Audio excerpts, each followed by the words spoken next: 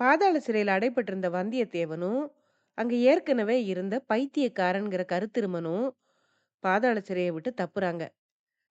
வெளிய வந்து வெள்ளப்பெருக்கோட ஓடிக்கிட்டு இருந்த வடவாற்ற எப்படி கடக்கிறதுன்னு யோசிச்சுக்கிட்டு இருந்தப்போ, அங்க இருந்த மரத்தடியில படகு ஒண்ணு வேர்கள்ல மாட்டிக்கிட்டு நிக்கிறது அவங்களுக்கு தெரிஞ்சது. இதத்தான் முந்தின பகுதியோட இறுதியில கேட்டீங்க. தொடர்ச்சிய இந்த பகுதியில கேட்கப் போறீங்க.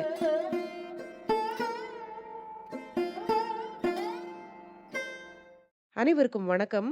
நீங்கள் கேட்டுக்கொண்டிருப்பது கதை ரேடியோ தமிழ். அமரர் கல்கி அவர்கள் எழுதிய பொன்னியின் செல்வன் நாவலுடைய இறுதி பாகமான 5வது பாகத்த கேட்டுட்டு இருக்கீங்க.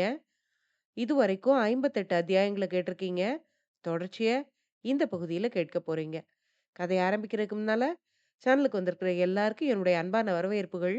இப்ப வாங்க கதைக்குள்ள போகலாம். அத்தியாயம் 59 சகுனத்தடை. மரத்தடியில் ஒதுங்கி நின்ற படகை பார்த்ததும் வந்தியத்தேவன் அதிர்ஷ்ட தேவதை மறுபடியும் தன் பக்கம் வந்திருப்பதாக எண்ணி உற்சாகமடைந்தான். தனக்கு படகோட்ட தெரியாவிட்டாலும் கருத்திருமன் படகோட்டுவதையே தொழிலாக கொண்டவன்.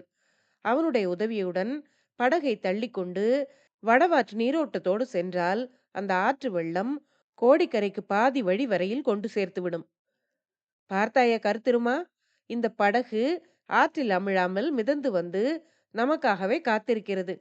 உன்னுடைய படகோட்டும் திறமையை கொஞ்சம் காட்டினாயானால் பொழுது விடுவதற்குள் பாதி தூரம் போய்விடலாம். அப்புறம் குதிரை மேல் வருகிறவர்கள் கூட நம்மை பிடிக்க முடியாது என்றான் வந்தியத்தேவன். கருத்திருமன் சிறிது சந்தேக கண்ணுடன் சுற்றுமுற்றும் பார்த்தான்.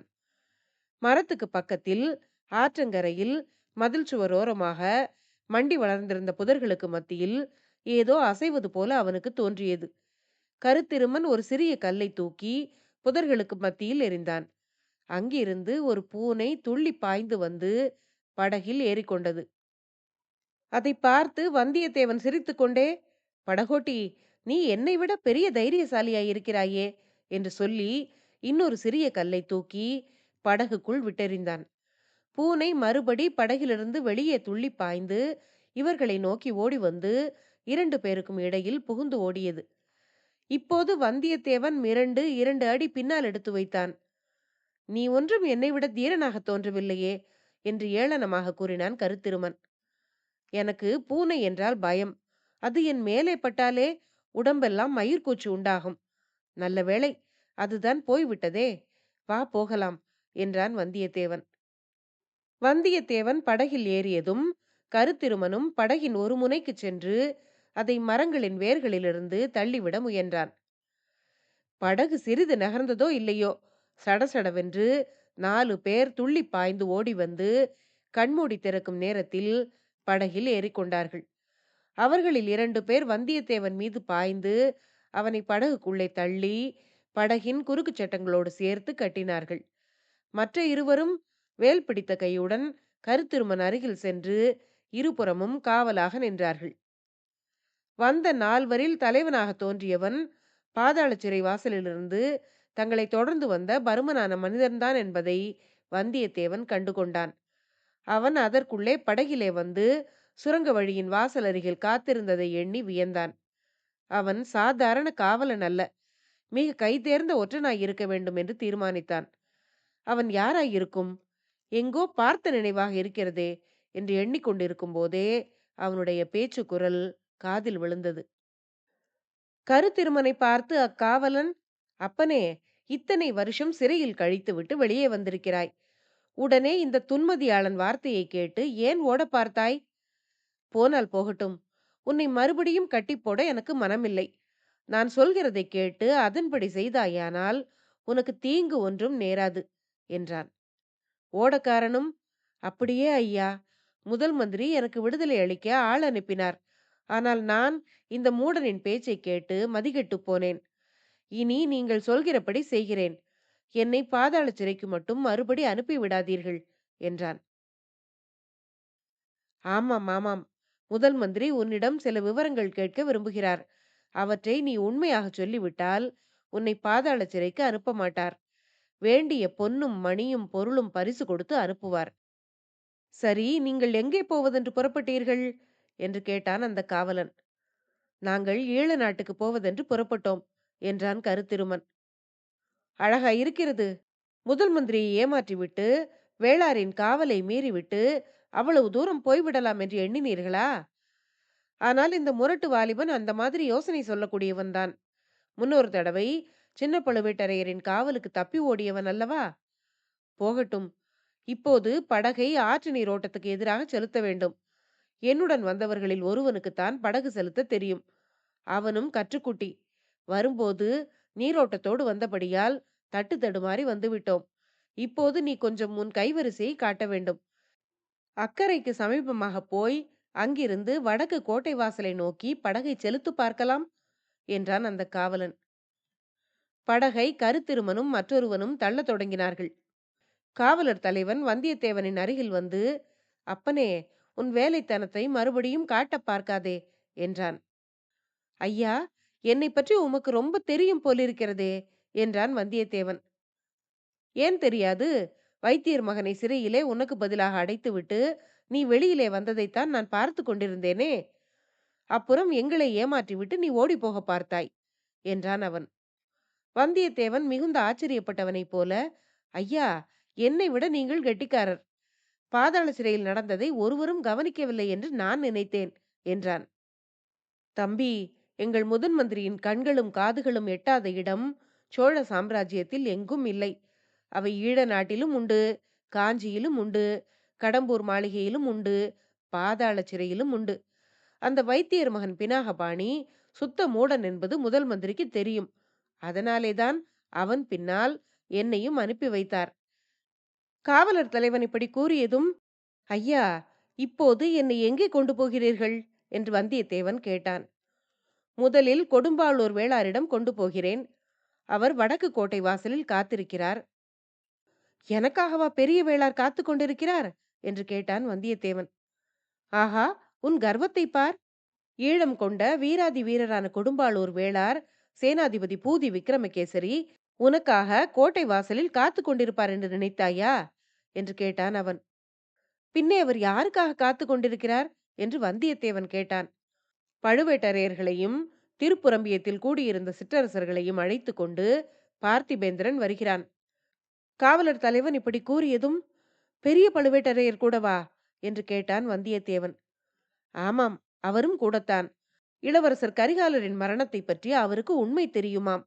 அவர் வந்த பிறகு சக்கரவர்த்தியின் முன்னிலையில் விசாரணை நடைபெறும். நீ குற்றவாளி அல்லவென்றால் அப்போது அதை நிரூபிக்க வேண்டும் என்றான் அவன். வந்தியத்தேவன் இதை கேட்டு பெரிதும் கவலையில் ஆழ்ந்தான். பழுவேட்டரையர்களும் பார்த்திபேந்திரனும் சேர்ந்து தன் பேரிலேதான் குற்றத்தை சுமத்துவார்கள். கடவுளே, அந்த குற்றச்சாட்டுடனே சக்கரவர்த்தியையும் இளவரசர் அருள்மொழிவர்மரையும் எப்படி நிமிர்ந்து பார்ப்பது? என்ன சாட்சியத்தை காட்டி நான் குற்றவாளி இல்லை என்று நிரூபிப்பது என்று நினைத்து கொண்டான் வந்தியத்தேவன். பிறகு காவலர் தலைவனிடம், ஐயா, நான் தங்களுக்கு ஒரு தீங்கும் செய்யவில்லையே. என்னை தப்பி போகும்படி விட்டுவிடுங்கள். உண்மையில் நான் குற்றவாளி அல்ல. காலமான இளவரசருக்கு அத்தியந்த நண்பனாயிருந்தவன். சந்தர்ப்ப வசத்தினால் இத்தகைய பயங்கர குற்றம் சாட்டப்பட்டுள்ளேன். தாங்கள் முதல் மந்திரியின் சேவகர். சிறையில் இருந்த பைத்தியக்காரனை கொண்டு வரும்படிதானே தங்களுக்கு முதன் மந்திரி கட்டளையிட்டார். இவனை அழைத்து போங்கள். என்னை விட்டுவிடுங்கள். உங்களுக்கு புண்ணியம் உண்டு என்று வந்தியத்தேவன் இரக்கமாக கேட்டான்.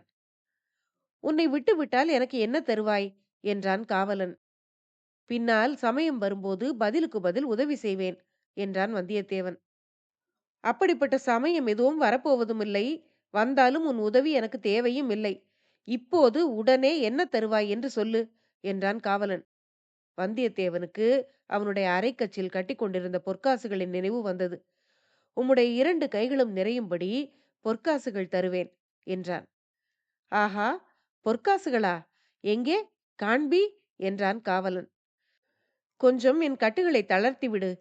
அரைக்கச்சிலிருந்து எடுத்து காட்டுகிறேன் என்றான் வந்தியத்தேவன். மறுபடியும் உன் வேலைத்தனத்தை மட்டும் காட்டி விடாதே என்று சொல்லிக்கொண்டே காவலன் குனிந்து வந்தியத்தேவனுடைய கட்டுகளை சிறிது தளர்த்தி விட்டான்.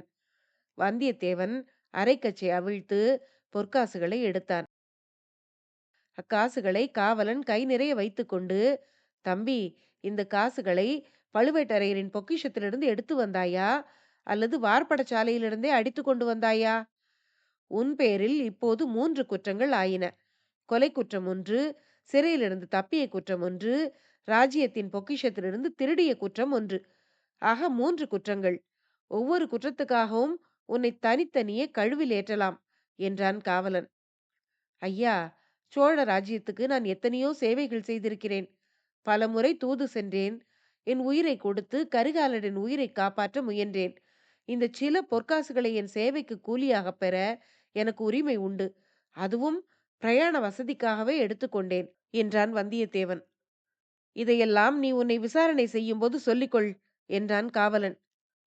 அப்படியானால் நீர் என்னை கட்டவிழ்த்து விடப் போவதில்லையா என்று கேட்டான் வந்தியத்தேவன்.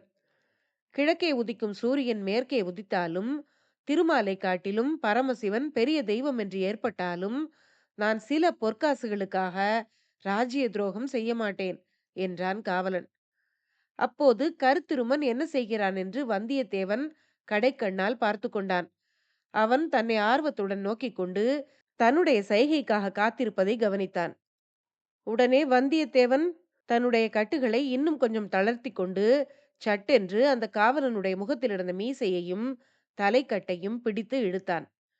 அவை அவன் கையோடு வந்துவிட்டன. சாட்சாத் ஆழ்வார்க்கடியான் அவனுக்கு காட்சியளித்தான். வேஷதாரி வைஷ்ணவனே, நீதானா என்றான் வந்தியத்தேவன். ஆழ்வார்க்கடியான் தனது மீசையையும் தலைப்பாகையையும் காப்பாற்றிக் கொள்ள முயன்ற போது அவன் கையில் இருந்த பொற்காசுகள் சிதறி விழுந்தன. வந்தியத்தேவன் ஒரு நொடியில் தன் கட்டுகளிலிருந்து விடுபட்டு ஆழ்வார்க்கடியானை கீழே தள்ளினான்.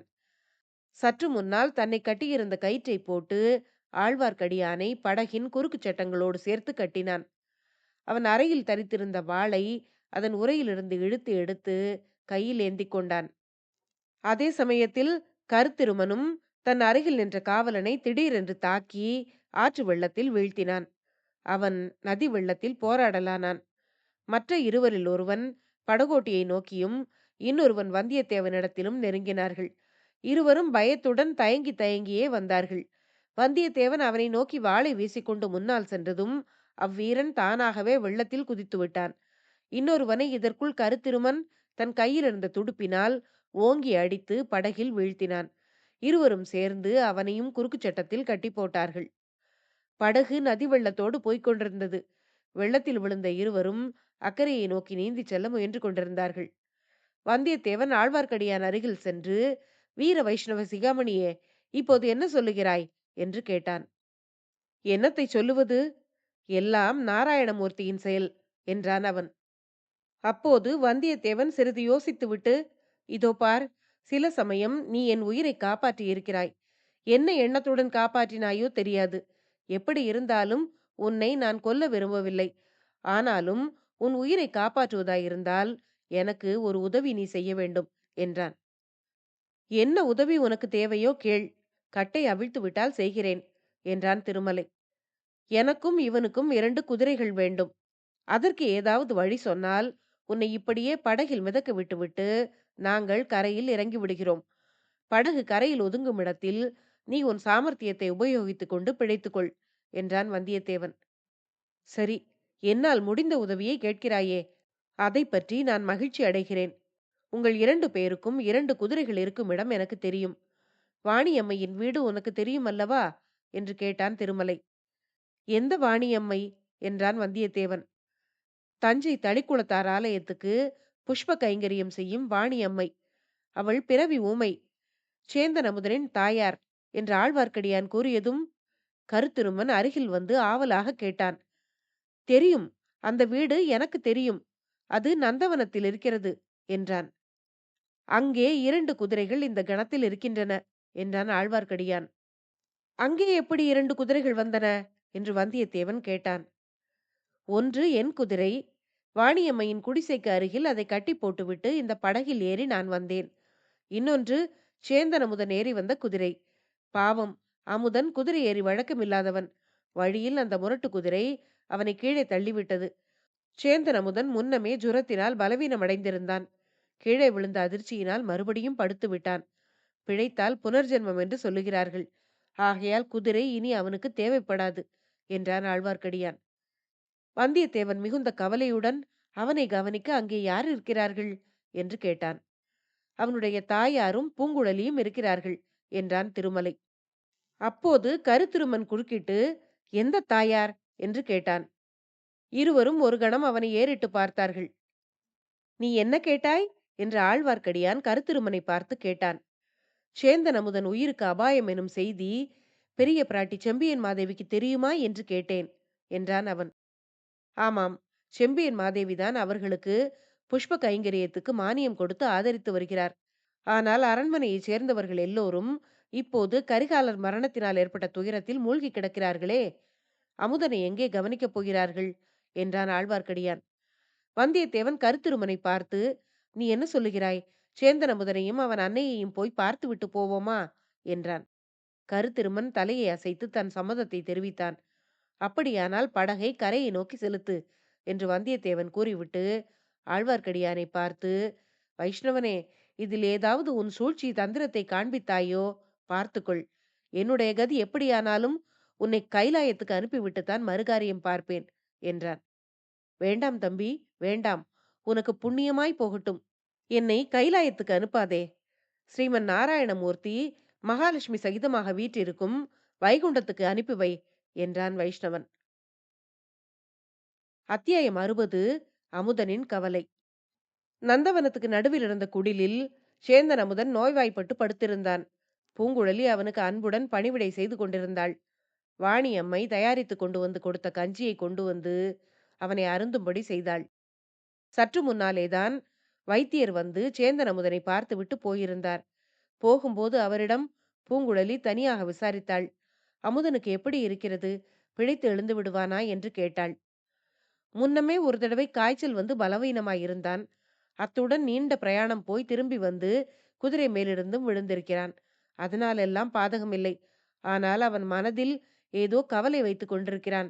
அதனாலேதான் உடம்பு குணமடைவது தடைப்படுகிறது என்றார் வைத்தியர். இதை உள்ளத்திலே வைத்துக்கொண்டு பூங்குழலி, அமுதா, உன் மனதில் என்ன கவலை? ஏன் உற்சாகமே இல்லாமல் இருக்கிறாய்? உன் மனக்கவலையினால்தான் உடம்பு குணமாவது தாமதமாகிறது என்று வைத்தியர் சொல்கிறார் என்றாள்.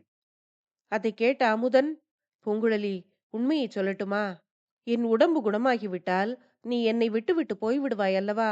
அதை எண்ணித்தான் நான் கவலைப்படுகிறேன் என்றான் அவன். அதை கேட்டு பூங்குழலியின் முகம் செந்தாமரையைப் போல மலர்ந்தது. அமுதா, உன்னுடைய அன்பை எண்ணி என் நெஞ்சு உருகுகிறது. உன்னை விட்டுவிட்டு போகவும் மனம் வரவில்லை, போகாதிருக்கவும் முடியவில்லை. நான் என் மனதிற்குள் செய்து கொண்டிருக்கும் சபதம்தான் உன்னோடு இருப்பதற்கு தடையாயிருக்கிறது என்றாள். அது என்ன சபதம் என்று தீனமான குரலில் கேட்டான் சேந்தன் அமுதன். புவியாளும் மன்னனை மணந்து அவனுடன் சிங்காதனத்தில் அமர வேண்டும் என்பது என்னுடைய மனோரதம். இது முடியாவிட்டால் கன்னி பெண்ணாகவே காலம் கழிக்க சபதம் செய்திருக்கிறேன் என்றாள் பூங்குழலி. ஆமாம், பொன்னியின் செல்வர் உன் மனதில் இடம் பெற்றிருக்கிறார். ஆனால் பூங்குழலி, அது நடக்கிற காரியமா என்று கேட்டான் சேந்தன் அமுதன். அமுதா, நீ தவறாக எண்ணிக்கொண்டிருக்கிறாய். பொன்னியின் செல்வரிடம் இச்சோழ நாட்டில் பிறந்தவர்கள் அனைவரும் அன்பு கொண்டிருக்கிறார்கள். அதை போலத்தான் நானும் அன்பு வைத்திருக்கிறேன். அவர் காய்ச்சலுடன் படகில் கிடந்தபோது நீயும் நானும் சேர்ந்துதான் அவருக்கு பணிவிடை செய்து காப்பாற்றினோம். அத்தோடு பொன்னியின் செல்வரை மணக்க பிறந்தவள் வேறொருத்தி இருக்கிறாள். அவள் கொடும்பாளூர் இளவரசி வானதி. நான் அவளிடம் ஏதோ விளையாட்டாக பேசப்போக அந்த பெண் நான் சிங்காதனம் ஏறுவதில்லை என்று சபதம் செய்தாள். பூங்குழலி இப்படி கூறியதும் அமுதன் அவளிடம், மன்னர் குலத்தில் பிறந்தவள் அவ்வாறு சொல்லி சபதம் செய்திருக்கிறாள். நீயோ சிங்காதனம் ஏறித்தான் தீருவேன் என்கிறாய். இல்லாவிட்டால் கன்னி பெண்ணாகவே காலம் கழிப்பேன் என்று சொல்லுகிறாய். சேந்தன் அமுதன் கூறியதை கேட்ட பூங்குழலி, அமுதா, என்னுடைய அத்தை அரசர் குலத்தில் பிறந்த ஒருவரை நேசித்தாள். அதனால் அவளுடைய வாழ்க்கை துன்பமயமானது. என் அத்தை அடைய தவறிய பாக்கியத்தை நான் என் வாழ்நாளில் அடைவேன். ஏன் கூடாது என்று கேட்டாள். உனக்கு அந்த ஆசை ஏற்பட்டது என்னுடைய பாக்கிய குறைவினால்தான் என்றான் அமுதன். அமுதா, அப்படியே நீ நிராசை அடைய வேண்டும்? அரச குலத்தில் பிறந்தவர்தான் அரசர்களாயிருக்கலாம் என்று விதி ஒன்றும் இல்லையே. சாதாரண குடும்பத்தில் பிறந்தவர்கள் கூட தங்கள் வீர தீர பராக்கிரம செயல்களினால் ராஜ்யங்களை ஸ்தாபித்து சிங்காதனம் ஏறி இருக்கிறார்கள். நீயும் இன்றைக்கு அத்தகைய சபதம் எடுத்துக்கொள். உன்னுடைய வலிமையினால் ஒரு ராஜ்யத்தை ஸ்தாபிக்க தீர்மானம் செய்து கொள். நான் உன்னை விட்டு பிரியாமல் உனக்கு துணையாய் இருக்கிறேன் என்றாள் பூங்குழலி. பூங்குழலி, அத்தகைய காரியங்களுக்காக நான் பிறக்கவில்லை.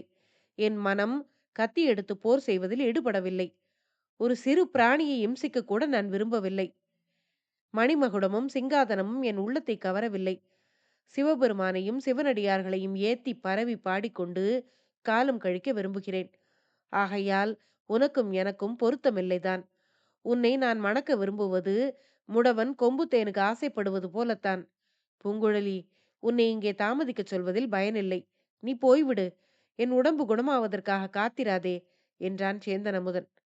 அச்சமயம் அக்குடிலின் வாசலில் காலடி சத்தம் கேட்கவே இருவரும் பேச்சை நிறுத்தினார்கள். அத்தியாயம் 60 முடிவடைந்தது. அடுத்த பகுதியில அடுத்து வரும் அத்தியாயங்களை கேட்கலாம். நன்றி.